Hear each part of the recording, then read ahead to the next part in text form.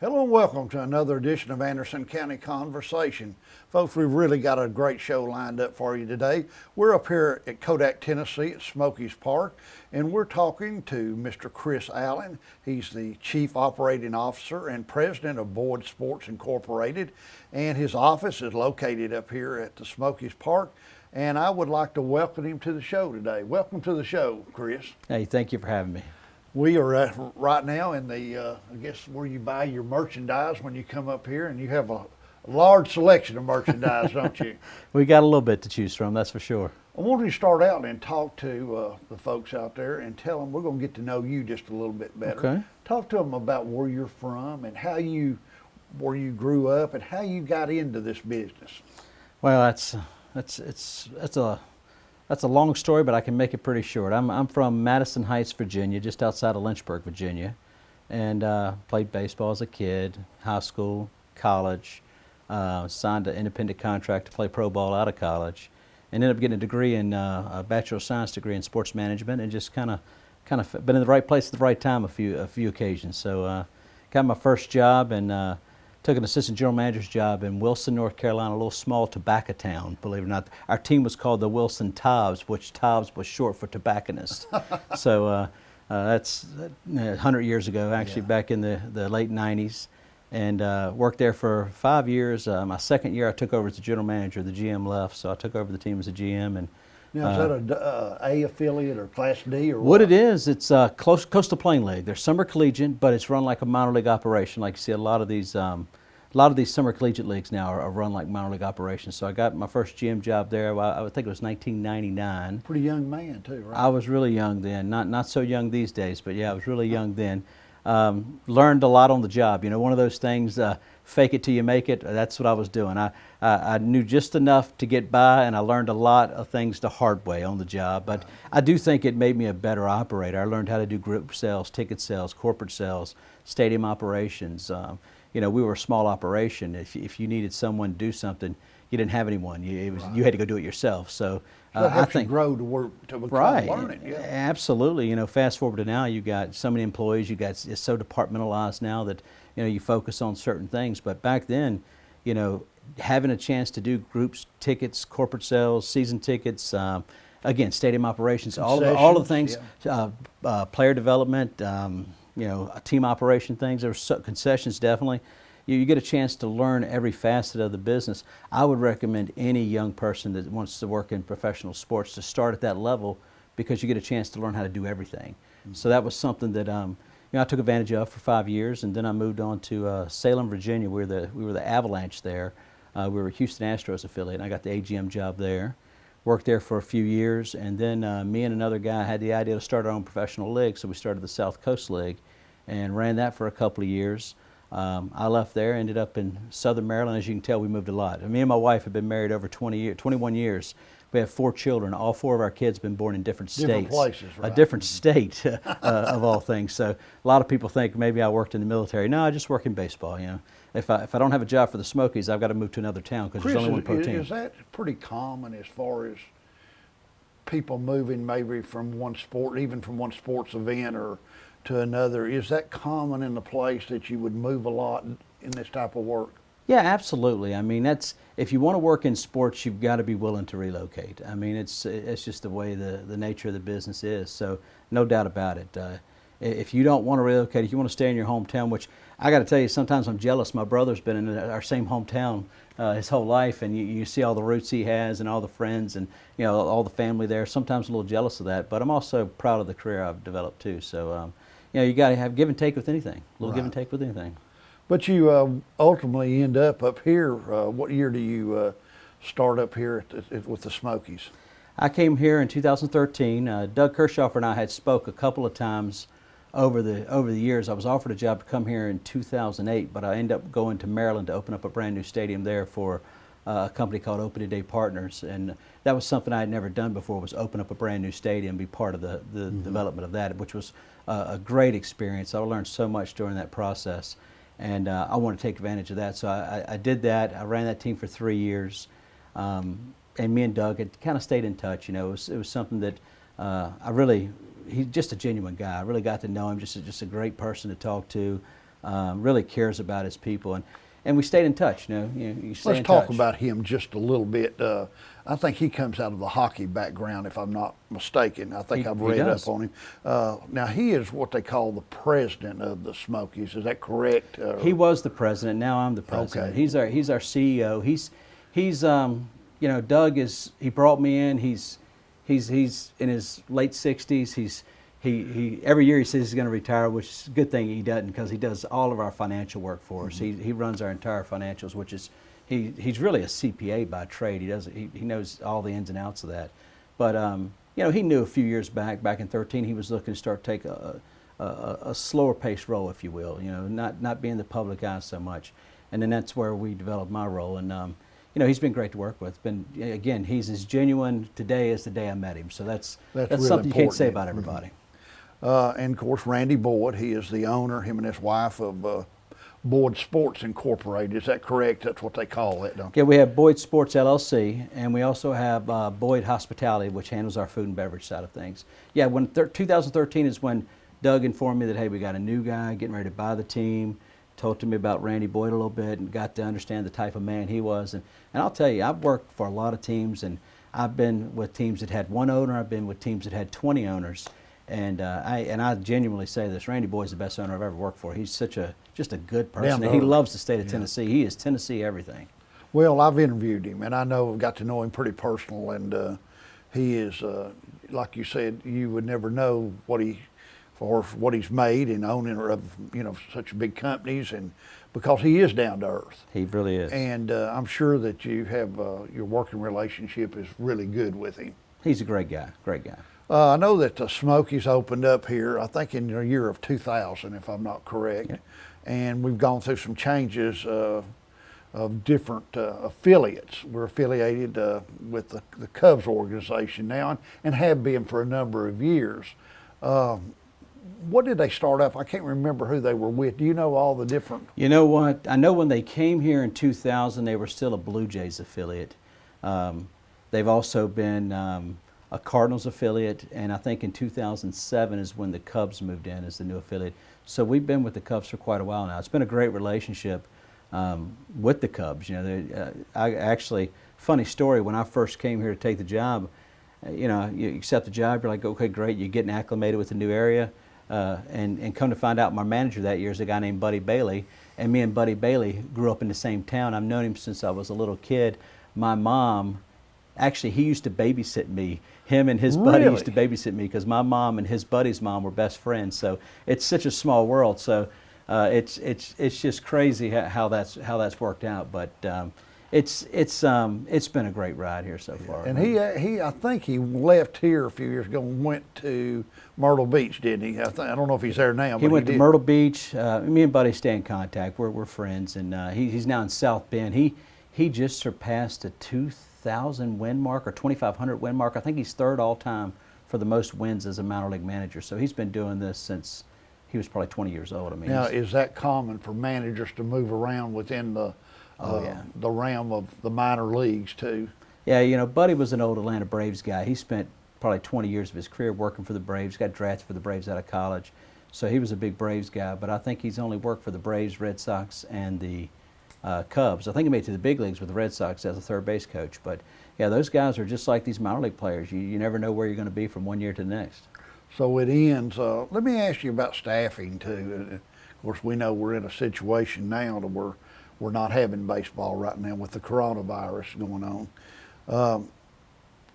Is the fact that the people that you hire, do they pretty much stay with you year to year, or does that change a lot? It does. I mean, when I came on board here in 2013, I think we had 12 to 15 employees, somewhere around there. And, we were a good operation. Smokies have a great history of success here. But, we were looking to take it to another level. We're up to 40 plus employees now company-wide, but we also have 3 other teams. So we have the Johnson City Cardinals, a Cardinals affiliate, the Elizabethton Twins affiliate, and of course the Greenville Reds, which are Cincinnati Reds affiliate in the Appalachian League. So we've grown the company considerably since 2013, which is exactly, what I intended on doing. I wanted to see this thing go to another level. So we have found good people. I tell people this all the time. we're looking for good people. You might not know how to do the job. We'll teach you how to do the job. We got plenty of people with a lot of experience that can teach you how to do the job. Between myself, Doug, our Vice President, Jeremy Bowler, and our GM here, Tim, we've probably got 50 years of experience in running sports teams. So we can teach you how to do the job, but we want good people. And we've got a lot of great people that work for us. I mean, that's something I actually noticed when I got here, too. A lot of the guys had been here for 10 plus years, which is really unheard of in this industry. You look at across the minor league scope of things, a lot of guys jump around from job, chasing that better job, chasing more pay, whatever. But the GM and the AGM have both been here a number of years, and part of the staff have been here for quite a while too. I see why. One thing, Tennessee's a great place to live. This is such a beautiful place, and everyone's so nice and friendly to work with. But the kids, I mean, we get them here, they do a good job, and they're good people, and I think they take to the place real well. So I think that we have that going for us when it comes to retention. I want you to tell us what it entails, the different aspects of the job. I know that you probably have some on ticket sales, but what are some of the management jobs that, let's say that a high school student or a college student is looking forward to maybe getting in this, but what are some of the jobs that entail here? Name a few of them that, if you were going in. Yeah, I mean, well, you look at our revenue streams. Obviously, game day, we generate revenue through concessions. So we have a head person in all of our concessions. Chris Franklin runs Boyd's Hospitality. He's been with our company for a while. Actually, he was a GM for a team out in Chicago. I met him years ago when he was an intern. He called me up one day wanting to come work for a company that I was involved with, which was flattering. I thought he was just trying to flatter me, but come to find out he really enjoys being here, and he's grown so much in our company. So that's one of our revenue streams. Merchandise. We sell a lot of merchandise here. We have probably one of the top third of all of minor league baseball in merchandise sales. We have a large team store, so that's a revenue stream that has to be managed. Now, so is that by mail also too, or is it people coming in here more? What? Both, yeah. Both. Mail, game day, and mail. We'll do quite a bit throughout the course of a calendar year. So we have a young lady named Alex that runs our NTR events, which we call it non-traditional revenue, which is anything outside of a Smokies game, and she oversees the team store. We have a group sales manager and a ticket sales manager. He runs all tickets and everything, like you want to book an outing out here at our Calhoun's at the Yard or a Pioneer Porch or our suite or something. That's the department you go through there. We have our corporate sales department, which sells all of the signage and the naming rights and all of the big deals you see with the major corporations in the community. So that's another one of our revenue streams. We have 3 people in our finance department. Our finance department handles the finance for all 4 of our teams. So everything comes to one hub, and they have their hands full keeping track of every little thing we have there.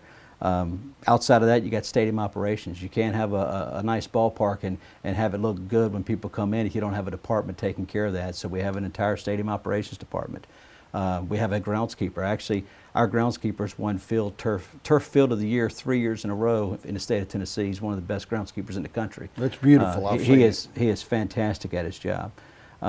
So all in, like I said, you're looking at it's grown from when I first got into business, 5 or 6 people huddling up every morning to decide what needs to be done and go out there and attack it, to where it's so departmentalized. Since I've came on board, we built these offices down here. We used to not have these offices. That was just a tourism site and a little museum, if you will, kind of a visitor's bureau there. But we grew our group sales department my vice president is in the office where our entire group sales department used to be in. So we moved them all down here. So we went from I think 12 people to right at 40. But it's because we continue to grow as a company, and it has a lot to do with the vision of our leadership and our owner, who wants to see us. He told me at one point in time he wanted to have the best minor league operation in the country and have the best people and treat them the best. And I really believe that's what we try to do every day.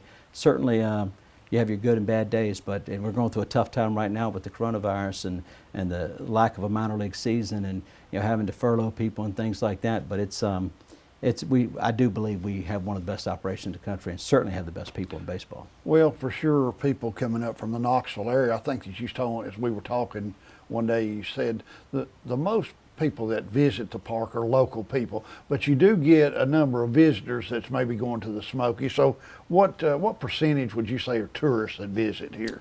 The tourist is somewhere between 12 and, well, I'd say between 10 and 12% is our tourists.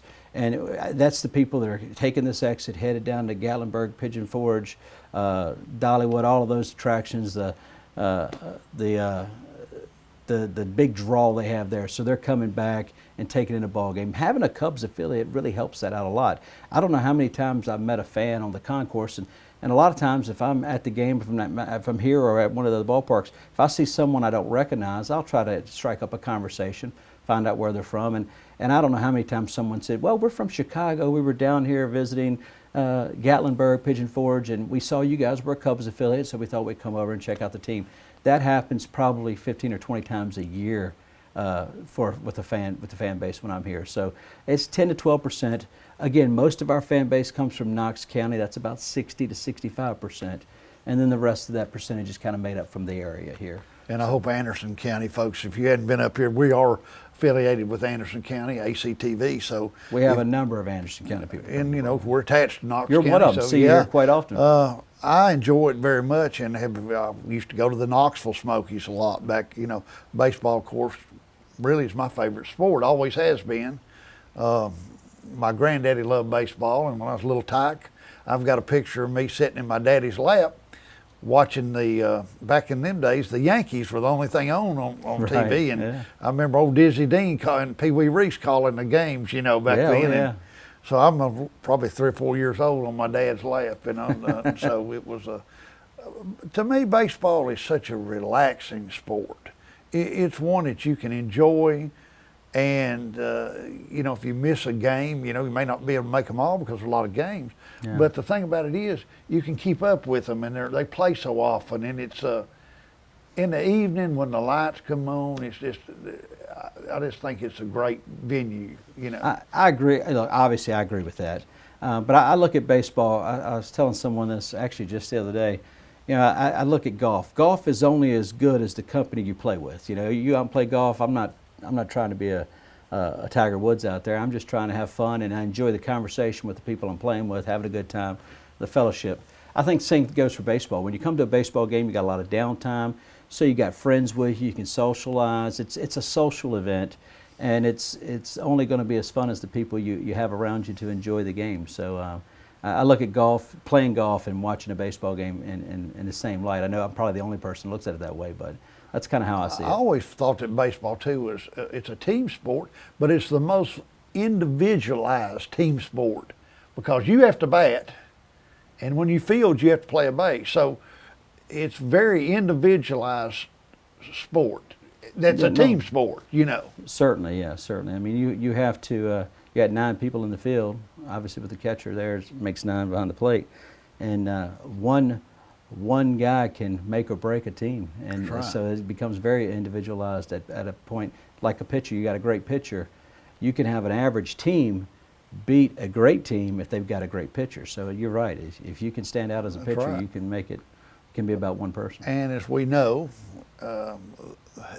you have produced so many great people. Chris Bryant, for one, up here.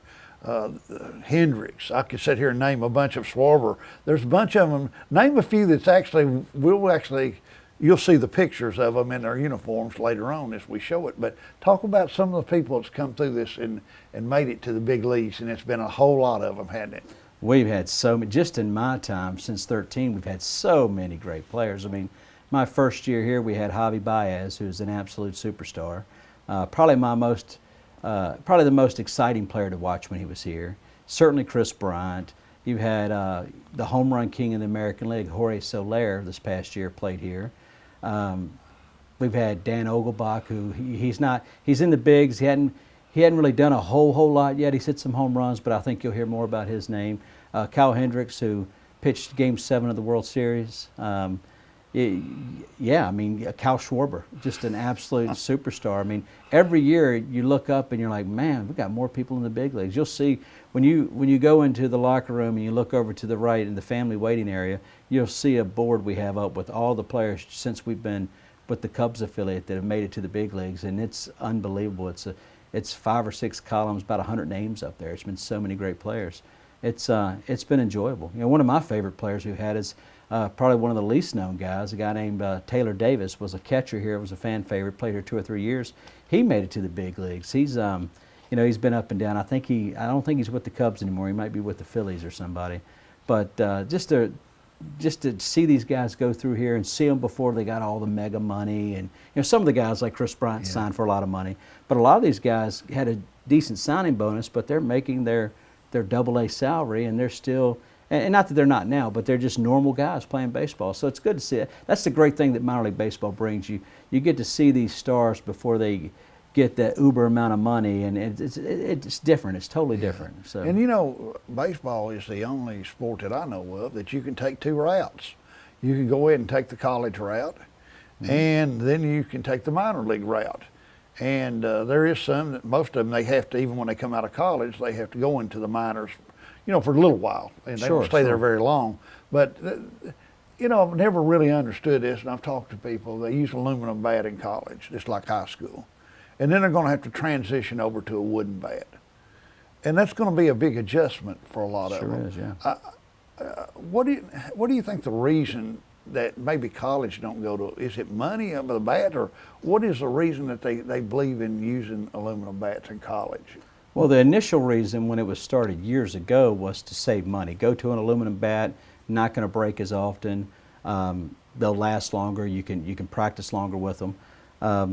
And look, it's a lot harder to hit with a wooden baseball bat than it is an aluminum bat. But that's since changed because my son plays, and you know, buying him a bat's like $300 and some to buy a new aluminum bat. So it's actually the opposite now. Aluminum bats are more expensive than wooden bats. So they do have a composite bat they use now at the college level. When I was in college, they didn't have a lot of rules and regulations on the bat. So you could swing a 34-inch bat and it might weigh 27 ounces. Now it's a drop 3 is as low as you can go, which is, if it's 34 inches, you have to have 31 ounces. So that makes it a little bit more comparable to the wooden bat. So these bats at the college level are becoming more comfortable. That's why you're seeing hitters leave college and go to pros, and it's not that much of a transition period like it used to be years ago. But the number one reason they changed years ago was because of the cost of wood versus aluminum. Not replacing the replacement cost. Right, yeah, the replacement cost, yeah, I mean. Does a wooden bat give you more velocity to hit or is it? I've heard both things, that it's more true with aluminum bat, but the sweet spot of the aluminum bat is larger than a wooden bat. You have to be a better hitter to hit consistently with a wooden bat.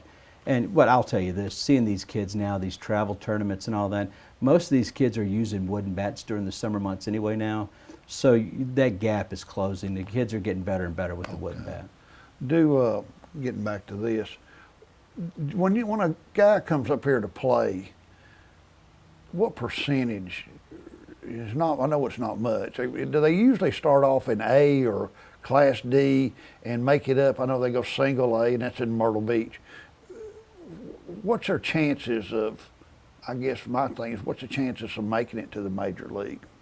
You know, it's hard to tell. I will say, you know, every player's different. You know, if you come out of college and you're more developed, they'll start you at a higher level. A lot of college players might spend some time in low A, but they'll probably have their first full season in single A, whereas a kid coming out of high school, or maybe the Dominican, will go to rookie ball first to get acclimated to the pro environment, if you will, and then they'll work their way up through that. Once you get to double A, though, you're really considered a prospect at that point. Double A, the jump from single A to double A is the biggest jump in pro baseball, because now the pitchers can get that second and third pitch over for a strike, whereas you might have been in rookie ball or single A where you might throw 98 miles an hour, but you can't throw a breaking ball for a strike. The guys have learned to pitch by double A. So usually if you can have success at the double A level, you can make that transition to the big leagues. So you see a lot of guys that played. I would say, if I had to give you a percentage, on our roster, you probably have a good, and it's still low, probably maybe 10% of the guys on a double A roster might see a cup of coffee in the big league. So it's still low, but it's far greater than, say, our rookie level team, where we might have an entire team and maybe one of the guys goes to the big leagues. You know. What would you see if you went to Myrtle Beach and watched a single A game, and then you watched a Tennessee Smokies game, and then you went to Iowa and watched a triple A game? What distinctions would you really see? Would you see a lot of difference in where's the biggest change at? Double A, or do you?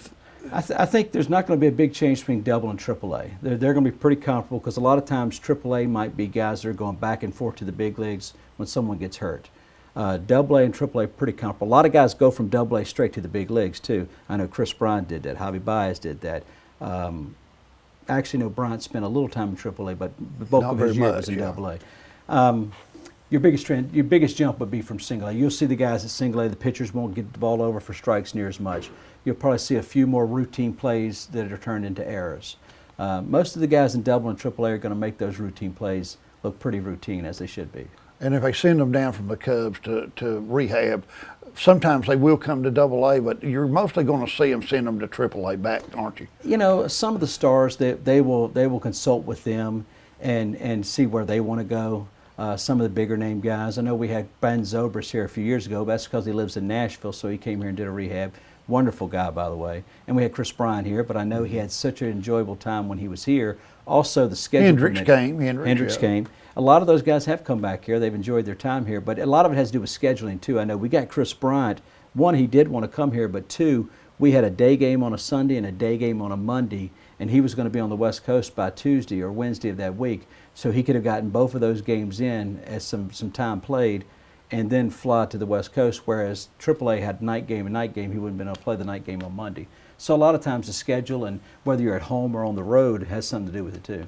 I'm sure when they do send them down to rehab, I'm sure the attendance increases a tremendous amount at your stadium. You know what? And we've had Jake Arrieta here. This was before Jake Arrieta was Cy Young winner, World Series pitcher for the Cubs. But we had him here, Zobrist. We've had Chris Bryant. We've had a number of rehab assignments over the years. But the most notable was when Chris Bryant came here. We sold the park out that Sunday afternoon, and you've been to a Sunday game. We normally don't sell out Sunday afternoon, and we never sell out a Monday day game like we did. So we sold out that Monday day game. So yeah, that's always a nice little little treat to get when you get somebody like that here for a But you know, while. people that watch Chris Bryant, I watched him when he was here.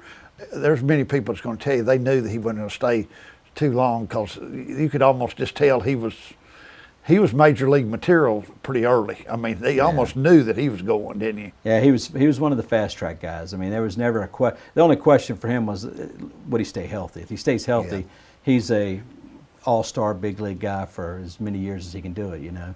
It's good to have those guys coming through. And Chris Bryant's been one of the nicest guys we've had come through here. I mean, you know, you hear the stories about the superstars, and some of them are just impossible to deal with. I would say there's probably those stories out there, but there's also stories like Chris Bryant, who, you know, he signed autographs to the last person left. And just a great person, just a good person in general. Let me ask you this: in the Southern League, as we're in, are we right there at the top of attendance, and how do we do as far as name some of the other Southern League teams that's involved? We're using the top three. Birmingham is usually at the top because they have a brand new stadium. It's about 4 years old now, so they're one of the top teams. And then Jacksonville, Florida is usually first or second between them because Jacksonville is really a AAA market, and there's a lot of talk they'll be moving to AAA after this whole contraction thing takes place at the end of the season. Then it's usually us, and then you got Chattanooga that's right up there with us. You got Pensacola that does pretty well. Mississippi Braves, they're one. Mississippi Braves are in there. You know, we've got Jackson, Tennessee, which I think they're going to be losing their team. I don't know, but they're on the potentially contracted list at the end of the year, which hate to see that. But Which is the team that's moving from? They're moving up to the Huntsville area. That's the Mobile Bay Bears moved from there at the last season. They're moving to the Huntsville area. Yeah, that's going to be pretty big. I think they're building a nice stadium there too. I know they've sold, I think, close to 3,000 season tickets. So they've got a lot of response, and it's a beautiful, I think, $70 million ballpark. Beautiful. I want to touch something else on. I know that Arizona, I think, is where you have you have two, the Florida League and Arizona, and you can name what they call them because it's one of them is a cactus and orange or something. And, grapefruit, yeah. Grapefruit. Okay. Tell us a little bit about. Do you go out and visit the stadium some and see what is that spring training ball like?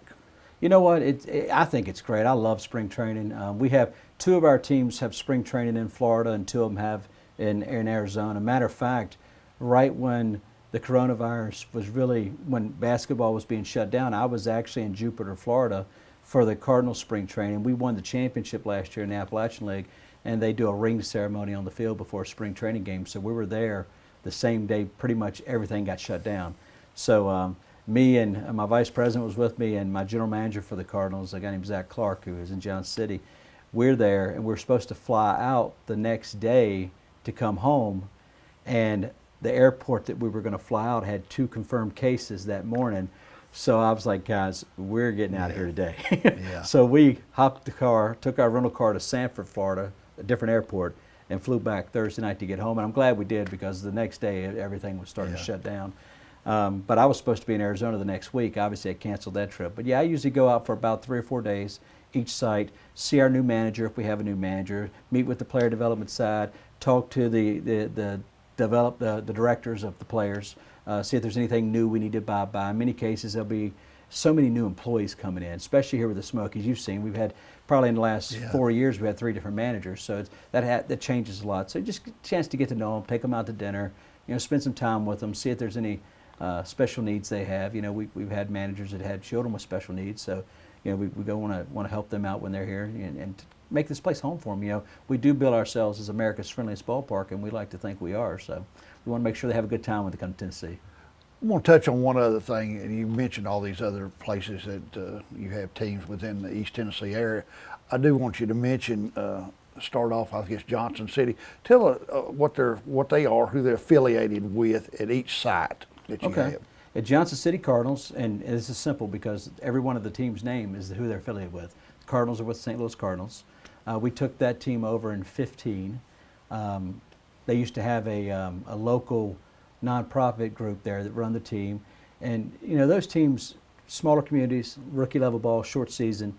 We were offered the opportunity to come in and take that operation over because they needed someone that could put some resources into the ballpark. Our deal was with the city. No rent, but we have to invest in the facility, so we've done that. And Randy was all about that, of course, to help out another ball club in the state of Tennessee. So we have them there, and we've had some great success over the last 4 or 5 years. Then we have the Greenville Reds is at Tusculum University now. It used to be college, and they've got one of the nicest Division II. Actually, I would rank it up there with Division I facilities. It's just a beautiful ballpark. So the Astros used to be there. They left, and teams were bidding to take over, and once the Reds obtained the rights to play there, we got contacted from the president of the college. At the time, it was a guy named Dr. Hurley, James Hurley, and he said, hey, the Reds are here, they're looking for an operator. They had someone in mind, but they did not want to go with them. They wanted to partner with Boyd Sports because they had seen the success we'd had in Johnson City. So the college really insisted that they meet with us, and we hit it off with the Reds. Reds been great to work with, so we've been there for a few years. And then just last year, we took over the Elizabethton Twins and got a partnership with the Minnesota Twins on that. And it's been fun. Hey, it reminds me a lot of when I started out in baseball, because it's rookie ball. You have small staffs. Everyone, you might be pulling the tarp that morning and cooking hot dogs that afternoon, and maybe selling a season ticket somewhere in between. So you're doing a little bit of everything. So it's a lot of fun, and we got a lot of young, excited people working at for those teams, trying to grow their career to hopefully land somewhere, double, triple major leagues maybe one day. Right. Well, Chris, I guess we've talked about a lot of things, and I'd certainly like to thank you for coming up here and getting to know you. We're going to look at a little thing if you got at the park here, so many different things. But thank you for continuing to do a good job here, and we look forward to, for sure, the high school ball, and we look forward to next year to come up and watch the Smokies play, and go Cubs. And if you'd like to tell the public anything, I'm going to give you that opportunity to talk to the people out there of Anderson County. Well, first off, thank you for having me today. It's been enjoyable, and all I would say is, hey, come out and support these high school kids. If you got a free evening, you're looking for something to do, come check out these young kids playing baseball. You'll have a good time, I think. Folks, I hope you've enjoyed this show today, and thank you so much. And join us again on ACTV for another good show.